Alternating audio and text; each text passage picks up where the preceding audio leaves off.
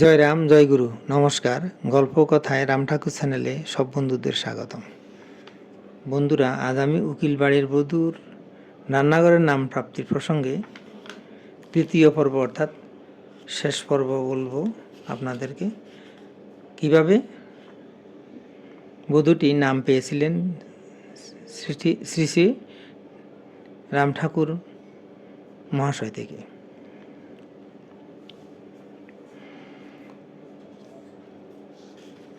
তপ্ত বৈশাখের সে দিনটি কোন শুভ শঙ্খ বাজিয়ে আসছিল সে তো বধূটি বুঝতে পারেননি। তখন বেলা 10টা হবে।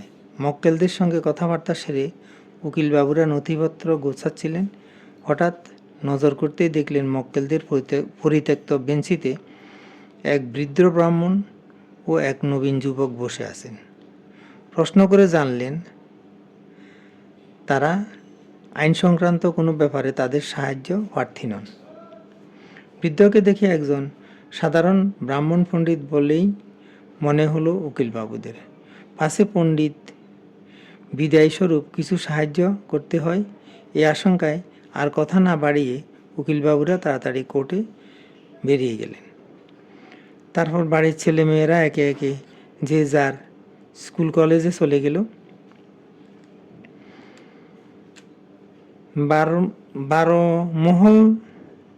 বারমহল তখন নিস্তব্ধ। নবীন যুবকটির স্থান ত্যাগে উপরোধ করা সত্ত্বেও বৃদ্ধটি অটলভাবে বেঞ্চিতে বসে রইলেন। এদিকে বধূটি রন্ধনশালায় প্রথম পর্বের মাছ রান্না করার পরে বাকি মাছগুলি সাতলাতে ব্যস্ত। তিনি গুণাক্ষরেও কিছু বুঝতে পারেননি। ঠিক তার পিছনেই যে তার দীর্ঘ আকাঙ্ক্ষিত প্রাণপুরুষ হঠাৎ এসে দাঁড়িয়েছেন। তিনি যে অনেকক্ষণ আগেই তাদের বাড়ির প্রথম মহলে আগমন করেছেন তা তিনি জানতেই পারেননি। শুনলেন, মা, নাম নিবেন না কইছিলেন? বিদ্যুৎ স্পৃষ্টের মতো পিছন ফিরে তাকালেন বধূটি।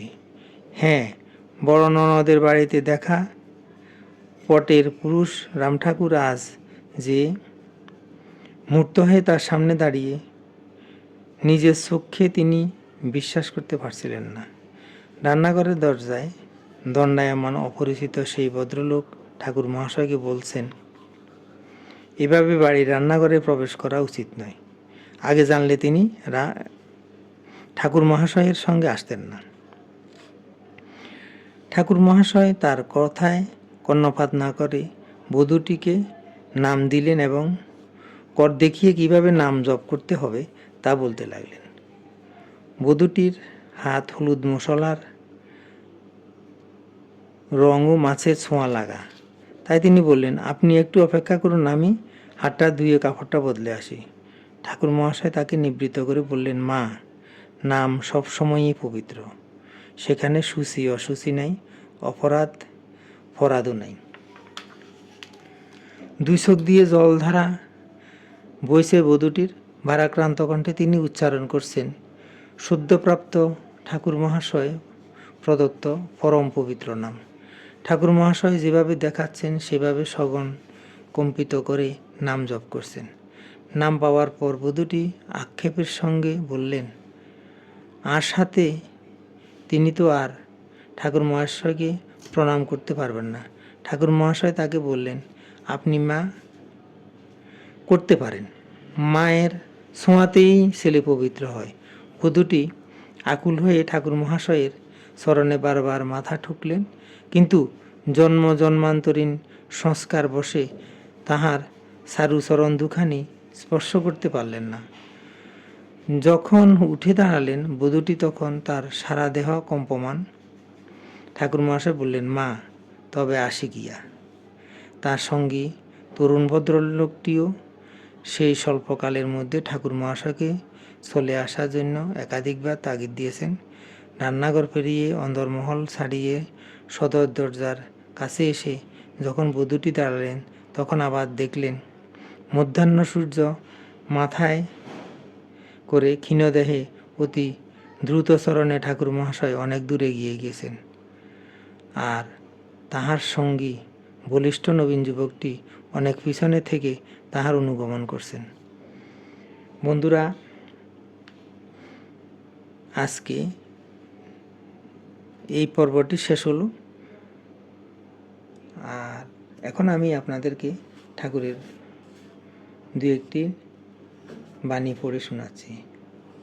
ঠাকুর বলেছেন, পতিব্রত ধর্ম প্রারব্ধ ভোগের দ্বারা নষ্ট হয় না। প্রারব্ধ ভোগেই ধর্মানুরাগ অনুশীলন হইয়া থাকে, কোনো ভয় নেই। ঠাকুর আবার বলেছেন, প্রারব্ধ দণ্ডের হাত ছাড়াইবার সাধ্য কাহারও নাই।